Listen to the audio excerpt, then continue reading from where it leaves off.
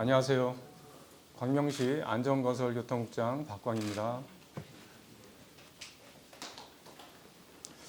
이렇게 바쁘신 가운데 오늘 브리핑에 이렇게 참석해 주셔서 너무 감사드리고요. 오늘은 저희가 올해 겨울철의 자연재난에 대한 그 대설과 한파에 대한 종합대책에 대해서 설명을 좀 드리도록 하겠습니다. 최근 들어서 이제 그 자연 재난이 날로 이렇게 좀 심해지고 있는 추세이기 때문에 인간이 할 수 있는 한계가 있겠지만 그래도 최대한 우리 시민들과 또 주민들의 안전을 위해서 우리 시에서는 좀 특별하게 이런 대책을 마련하였으니까요. 오늘 잘 들어주시기 바라겠습니다. 올해 겨울은 기온과 강수량이 평년 수준일 것으로 전망이 되지만 기후변화로 인한 변동성은 그 어느 때보다도 커질 가능성이 높습니다. 한 달 안에서도 기온이 급격히 오르내릴 수 있고 갑작스러운 폭설이나 강추위가 언제든지 발생할 수 있습니다. 기후위기의 시대에 재난은 더 이상의 예외적 상황이 아니라 일상 속에서 항상 대비해야 하는 과제입니다. 광명시는 이번 겨울을 과잉 대응을 원칙으로 삼아 예방, 대비, 대응의 전 과정을 더욱 강화하였습니다. 취약구역에 대한 사전 점검, 제설자재 비축 확대, 재난상황팀 신설, 제설 구간 확대, 한파 취약계층 보호 대책 등 시민의 생명과 재산을 지키기 위한 종합대책을 마련하였습니다. 먼저 우리는 지금 기후위기 시대의 한가운데서 서 있습니다. 이상기후가 더 이상의 예외적 현상이 아니라 일상 속에서 반복되는 상황이 되었고 따라서 지방정부 차원의 완벽한 대비와 체계적 대응이 그 어느 때보다도 중요해졌다고 말씀드릴 수 있겠습니다. 특히 올겨울은 기온과 강수량 자체는 평년과 큰 차이가 없을 것으로 보이지만 기상 변동성이 매우 커서 월 내에서도 다양한 변화가 있을 것으로 전망됩니다. 즉 평년 수준이라는 말만 믿고 방심할 수 없는 겨울이 될 가능성이 높아 우리 시는 선제적이고 과잉 대응을 원칙으로 준비하고 있습니다. 기온은 12월과 1월은 평년 수준이나 변동성이 크고 2월은 대체로 높은 경향을 보일 것으로 예측하고 있습니다. 강수량 역시 전체적으로는 평년 수준이나 12월은 적고 2월은 다소 많을 가능성이 있습니다. 이처럼 기상 예측이 세밀하게 변하더라도 실제 체감하는 위험은 갑작스러운 한파나 단시간 폭설처럼 순간적인 급값 현상에서 발생합니다. 오늘 브리핑은 크게 5가지 내용으로 구성되어 있습니다. 먼저 이번 겨울철 자연재난 대응의 추진 배경을 말씀드리고 이어서 지난해 11월 폭설 당시에 우리 시의 피해와 대응 현황을 되짚어 보도록 하겠습니다. 세 번째로는 대설과 한파에 대비한 종합 대책을 예방, 대비, 대응 단계로 나누어 설명을 드리고 네 번째로 시민 여러분께 꼭 필요한 행동 요령을 공유해 드릴 예정입니다. 마지막으로 2025년 겨울철 재난 대응과 관련한 광명시의 비전과 약속을 말씀드리는 것으로 발표를 마무리하고자 합니다.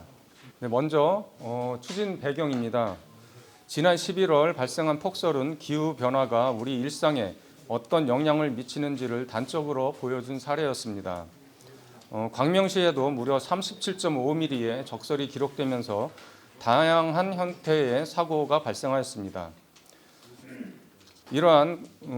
우리 시는 이러한 경향성을 고려하여 평상시부터 취약 지역을 정밀하게 점검하고 대응 체계를 24시간 가동하는 등 실질적이고 즉시 가동 가능한 시스템을 준비해 놓았습니다. 앞으로도 선제적 대응과 과잉 대응을 기본 원칙으로 삼아 겨울철 자연재난에 대비하도록 하겠습니다. 지난해 11월 폭설 당시 우리는 여러 형태의 피해를 경험했습니다. 광명 골프 연습장 그물망이 붕괴되고 농작물 및 소상공인 피해도 473건에 달했습니다. 또한 주거용 비닐하우스 3개 동이 붕괴되어 4가구에 5명의 이재민이 발생하였습니다. 이번 폭설에서도 수목 피해 역시 심각했습니다. 안현청로 등에서 205개 주에 가로수가 전도되었고 등산로, 숲길 등에서 총 1,421개 주에 수목이 피해를 입었습니다. 수목 전도는 보행자 안전뿐 아니라 차량 이동에도 큰 위험을 주기 때문에 올해는 수목관리 전담 인력을 추가 투입하고 위험 수목을 사전에 정비하는 등 예방관리에 만전을 기할 계획입니다. 특히 경사진 구간과 보행자 통행량이 많은 공원, 녹지 구역을 중심으로 관리 체계를 강화하였습니다. 당시 우리시는 비상 3단계를 발령하고 공무원 전원을 현장 대응에 투입했습니다. 제설 인력만 1,000명 이상이 동원되었고 농작물과 소상공인 피해에 대해 총 12억 5,500만 원의 재난지원금을 지급했습니다. 또한 피해 이재민을 위해 철산동에 다세대 주택을 매입하여 안전주택을 제공하고 응급복구비 13억 5천만 원을 투입해 수목 정리 및 시설물 응급조치를 신속하게 완료하였습니다. 올해 광명시의 겨울철 자연재난 종합대책은 크게 예방, 대비, 대응의 세 단계로 구성되어 있습니다. 첫 번째, 사전에 취약지역을 정밀하게 점검하고 보완하는 예방 단계. 둘째, 제설 장비와 자재를 확보하고 기관별 협의를 마치는 대비 단계. 세 번째, 재난 상황팀을 중심으로 비상근무 체제를 가동하고 제설 구간을 확대하는 대응 단계입니다. 이러한 체계적인 준비를 바탕으로 올해 겨울에는 보다 신속하고 효과적인 재난관리가 가능하도록 추진하도록 하겠습니다. 먼저 예방 단계입니다. 우리시는 폭설과 결빙에 취약한 주요 구역을 사전에 선정해 집중 점검을 했습니다. 광명 전통시장과 새마을시장, 아케이드에 대해 적설 취약 구조물 조사를 실시하고 지하철역 입구, 정류장, 골목길 등 제설 취약 구간을 지정해 후속 대책을 마련하였습니다. 또한 결빙 가능성이 높은 도로를 별도로 지정해 집중 관리하고 급경사지 4개소도 동절기 안전점검을 마쳤습니다. 이러한 예방 활동은 재난을 줄이는 가장 중요한 과정이기 때문에 지속적으로 개선을 해 나가도록 하겠습니다. 다음 대비 단계에서는 실질적으로 겨울철 대응 체계가 작동될 수 있도록 세부 절차를 정비했습니다. 10월부터 11월까지 제설자재 비축, 제설함 관리, 취약구간 점검 등을 진행했고 11월에는 장비 작동 훈련과 제설 코스 훈련을 실시하였습니다. 또한 시장 주재로 종합대책 보고회를 갖고 기관 간 역할을 정리했습니다. 제설제는 기준 비축량보다 많은 2,222톤을 확보했으며 특보 발령 시 즉시 재난 문자를 발송하는 시민 안내 체계도 구축을 하였습니다. 다음 대응 단계에서는 특히 올해 신설된 재난상황팀을 중심으로 신속한 현장 대응 체계를 마련했습니다. 재난종합상황실에서 24시간 모니터링을 실시하며 폭설 상황이 발생하면 즉시 보고와 현장 조치를 수행합니다. 이 팀은 기존 조직보다 전문성과 기동성이 강화되어 재난정보의 수집, 판단, 조치를 더욱 빠르고 일관성 있게 수행할 수 있습니다. 또한 제설 구간을 기존 20m 이상 도로에서 10m 이상까지 확대해 사각지대를 줄였습니다. GPS를 활용해 제설 차량의 이동을 실시간 확인함으로써 효율을 극대화하였습니다. 대설 예비 특보 단계부터 상황 판단 회의를 개최하고 특보 발령 시 동행정복지센터가 즉시 비상근무에 들어갑니다.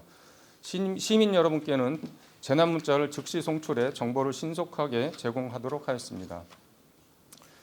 한파에 대한 대비책도 강화하였습니다.